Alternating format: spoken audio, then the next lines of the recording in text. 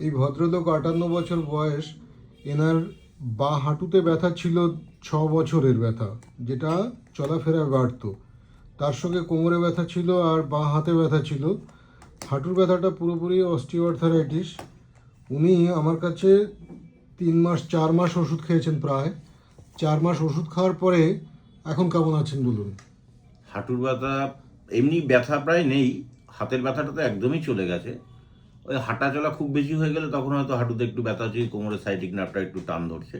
তা নাহলে আমি এখন ঠিক আছি একদম, একদম নর্মাল। মোটামুটি। আগে কি কি সমস্যা ছিল বলুন তো আমার কাছে আসার আগে? আসার আগে হাঁটুটায় সমস্যা ছিল, মানে হাঁটা চলা প্রায় করতেই পারছিলাম না মাঝে মাঝেই। আর হাতটা তো খুবই সমস্যা হচ্ছিল, আচ্ছা ফ্রোজেন সোলজারের আচ্ছা আচ্ছা। খুবই সমস্যা ছিল। তো সেইটা একদমই বন্ধ হয়ে গেছে, হাতে তো কোনো সমস্যাই নেই আর। সাইটিক নার্ভটারও সমস্যা এখন প্রায় নেই বললেই চলে। হোমিওপ্যাথি চিকিৎসা তাহলে এখন সন্তুষ্ট আপনি? একদম একদম। হোমিওপ্যাথি চিকিৎসা কি কি সারে এখনো অনেক মানুষ জানেন না, সেই জন্য ভিডিওটা করা হলো। আমার ঠিক তো আছে। খুব কাজ হচ্ছে। হ্যাঁ, ঠিক আছে, থ্যাংক ইউ।